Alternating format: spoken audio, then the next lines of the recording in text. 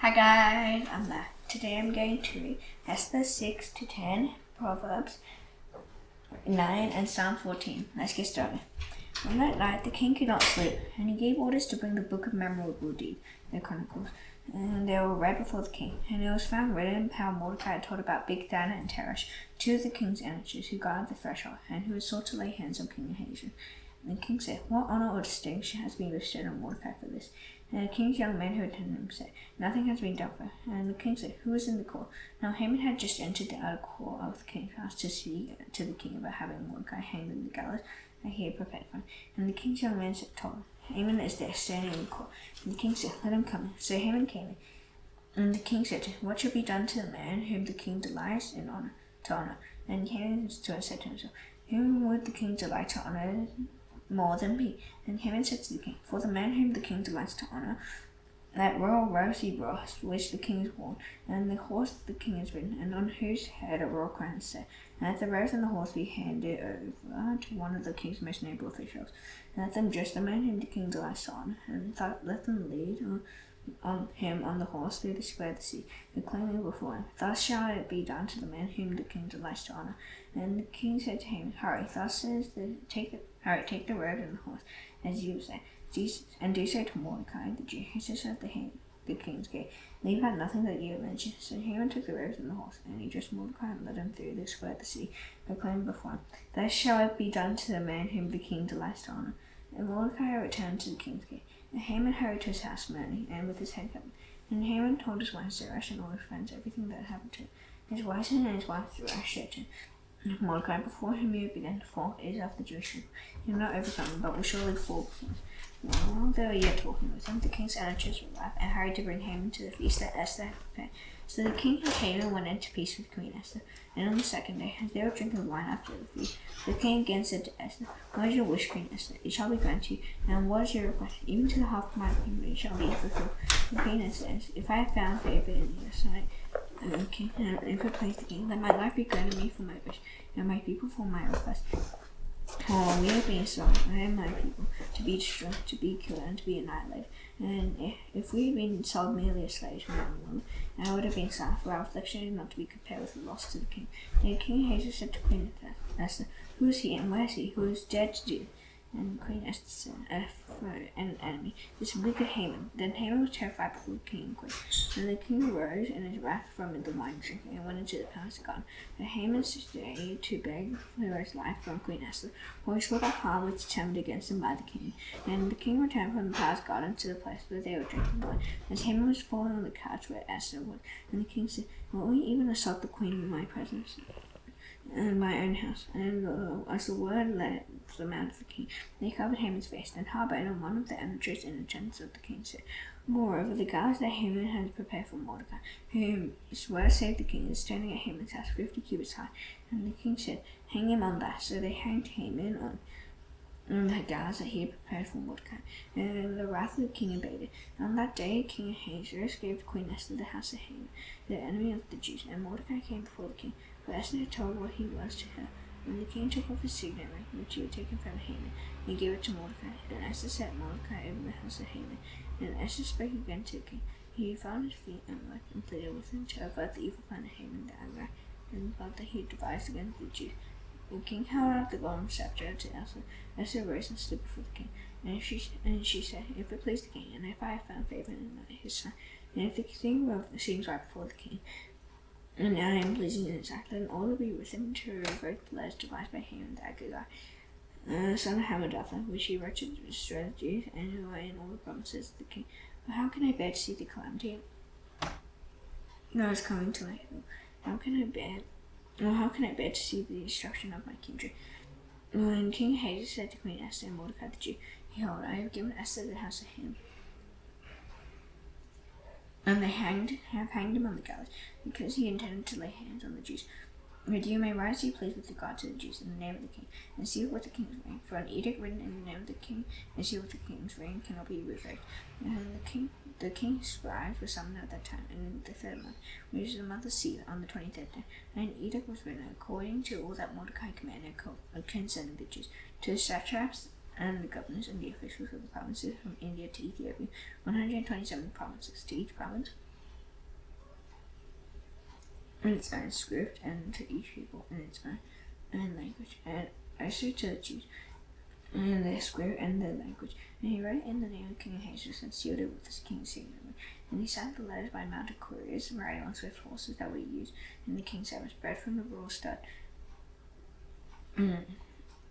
Saying that the king allowed the Jews who were in every city to gather and defend their lives, and to destroy, to kill, and to annihilate any armed force of any people or province that might attack them, children and women included, and to plunder their goods. On one day throughout all the provinces of King Ahasuerus, on the 13th day of the 12th month, which is the month Adar, a copy of what it was written was to be issued as a decree in every province, being publicly displayed to all people.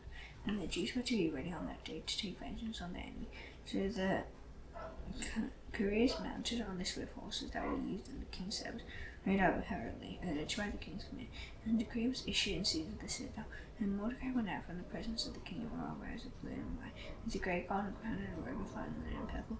And Caesar shouted and rejoiced. The Jews had light and gladness and joy and honor, and in every province and in every city wherever the king commanded and his need every, there was gladness and joy among the Jews. A feast and a holiday, and many from the peoples of the country declared themselves Jews. The fear of the Jews had fallen on them. Now in the 12th month, which is the month of Adar, on the 13th day of the same month, the king's command in Egypt were about to be carried out. On the very day when the enemies of the Jews hoped to gain mastery over them, the reverse occurred. The Jews gained mastery over those who hated them. The Jews gathered in their cities throughout all the provinces of the king of Ahasuerus to lay hands on those who sought them harm. And no one could stand against them, for the fear of them had fallen on all the peoples, and all the officials of the provinces, and the satraps and the governors, and the royal agents also helped the Jews, for the fear of Mordecai had fallen on them, for Mordecai was great in the king's house, and his fame spread throughout all their provinces. While the man Mordecai grew more and more powerful, the Jews struck all their enemies with swords, killing them and destroying them, and they did as they pleased to those who hated them. In Caesar the citadel itself, the Jews killed and destroyed 500 men, and those who killed Posh and Datha, and Dolphin, and Ashpath, and Poratha, and Adali, and Aradatha, and Palmashta, and Arasai, and Aradite, and Vaizatha, the 10 sons of Haman, son of Hamadatha, the enemy of the Jews, and they laid no hand on the plunder. Now every day the number of those killed in Caesar the citadel was reported to the king. And the king said to Esther, and Caesar the citadel, and the Jews have killed and destroyed 500 men, and those are the 10 sons of Haman. What then have they done in the rest of the king's promises? Now what is your wish? It shall be granted you. And what further is your request? It shall be fulfilled. And Esther said, if it please the king, let the Jews who are in Caesar be allowed tomorrow to do according to the stage of Egypt, and let the 10 sons of Haman be hanged on the gallows. So the king commanded this to be done. A decree was issued in Caesar, and the 10 sons of Haman were hanged. The Jews who were in Caesar gathered also on the 14th day of the month of Adar, and killed 300 men in Caesar, but laid no hands on the plunder. And the rest of the Jews were in the king's provinces, as we go to defend their land, and got relief from their enemies, and killed 75,000 of those who hated them. And they laid their hands on the plunder. This is the 13th day of the month of Adar, and on the 14th day they rested and made a day of feasting and gladness. The Jews who were in Caesar gathered on the 13th day, and on the 14th they were Esther on the 15th day, making that day of feasting and gladness. Therefore the Jews and the villagers who live in the rural town hold the 14th day of the month of Adar a day of gladness and feasting, as a holiday, and as a day on which they send gifts of food to one another. And Mordecai recalled these things and sent letters to all the Jews who were in the provinces of King Ahasuerus, both near and far, obliging them to keep the 14th day of the month Adar, and this is the 15th day of the same year by year, as the days on which the Jews got relief from their enemies, and as the month had been turned from sorrow into gladness, and mourning into a holiday. They should make them days of feasting and gladness, days of sending gifts of food to one another and gifts to the poor. So the Jews accepted what they started to do, and what Mordecai had written to the Haman, Agagite, the son of Hamadatha, the enemy of all the Jews, had plotted against the Jews to destroy them, and had caused her to crash and destroy them. And when it came before the king, he gave orders in writing that his evil plan that he had devised against the Jews should return on his own head, and that he and his sons should be hanged on the gallows. Therefore they called these days Purim, after the term Pur. Therefore, because of all that was written in this letter, and of what they had faced in this night, of what had happened to them, the Jews finally firmly obligated themselves and their offspring and all who joined them, and that without fail they would keep these 2 days according to what has been at the time appointed every year. That these days should be remembered and kept throughout every generation, in every clan, province, and city, and that these days of Purim should not fall into disuse among the Jews, nor should the commemoration of these days cease among their descendants. And Queen Esther, the daughter of Abraham, hailed, and Mordecai the Jew gave full written authority, confirming this second letter about Purim. Letters were sent to all the Jews, to the 127 provinces of the kingdom of Ahasuerus, and words of peace and truth. These days of Purim should be observed at their appointed season, as Mordecai the Jew and Queen Esther obligated them, as they obligated themselves and their offspring. And with regard to their fast and their lamenting, the command of Esther confirmed these practices of Purim, and it was recorded in writing. And King Ahasuerus imposed tax on the land and on the coastlands of the sea, and all the acts of power and might, and the full account of the high honor of Mordecai, to which the kingdom of Babylon, are they not written in the book of the Chronicles of the kings of Media and Persia? Mordecai the Jew was second in rank to King Ahasuerus, and he was great among the Jews, and popular with the multitude of his brothers, for he sought the welfare of his people and spake peace to all his people. Proverbs 9.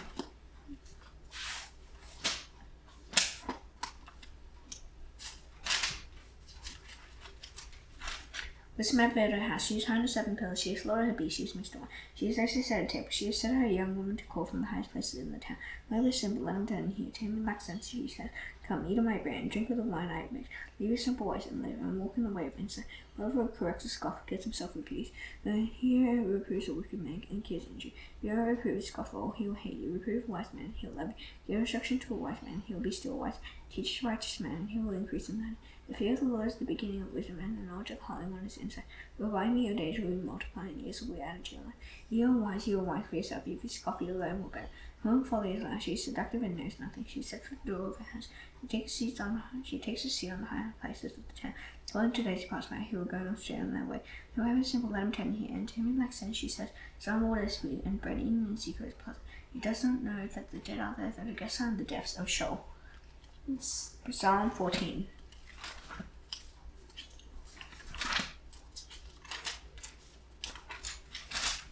The fool says in his heart, there is no God, they are corrupt, they do abominable deeds, there is none who does good. The Lord looks down from heaven on the children of men, to see if there are any who understand, who seek after God. They have all turned aside, together they have become corrupt. There is none who does good, not even one. Have they no knowledge? All the evildoers who eat almighty wise, they eat bread, and do not call upon the Lord.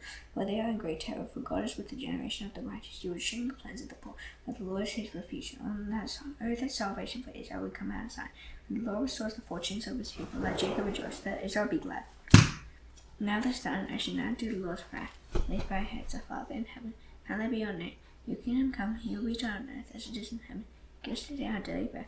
Forgive us our debts, erase and forgive our debtors. Lead us not into temptation, but deliver us from the evil one. Yours is the kingdom and the power and the glory forever. Amen. See you tomorrow. Bye.